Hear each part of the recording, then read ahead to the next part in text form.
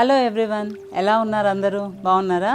చలికాలంలో పాలకూర ఖచ్చితంగా తినాల్సిందే. ఈ పాలకూరలో ఉన్న ప్రయోజనాలు ఏంటో ఇప్పుడు తెలుసుకుందాం. పాలకూర మనం రోజు రెగ్యులర్గా తినడం వల్ల గుండె జబ్బులు వచ్చే అవకాశం చాలా తగ్గుతుందండి. ఎందుకంటే దీనిలో పొటాషియం అనేది ఉంటుంది. ఈ పొటాషియం అనేది హెల్తీ బ్లడ్ ప్రెషర్ని మెయింటైన్ చేస్తుంది. సో బ్లడ్ ప్రెషర్ అనేది రెగ్యులేట్ చేయడం వల్ల, అలాగే ఈ పొటాషియం అనేది హార్ట్ పనితీరును కూడా మెరుగుపరచడం వల్ల హార్ట్ అటాక్స్ వచ్చే ఛాన్సెస్ బాగా తగ్గుతాయి అన్నమాట.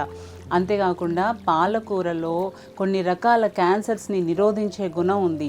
ఎందుకంటే ఈ పాలకూరలో ఉన్న కాంపోనెంట్స్ అనేది క్యాన్సర్ కణితులు పెరగకుండా హెల్ప్ చేస్తాయి. అలాగే పాలకూర మనం రెగ్యులర్గా తీసుకుంటూ ఉండడం వల్ల కంటి చూపు కూడా చాలా మెరుగుపడుతుందండి. ఎందుకంటే పాలకూరలో ల్యూటిన్, జియాక్సాంథిన్ అనే కెరోటినాయిడ్స్ ఉంటాయన్నమాట.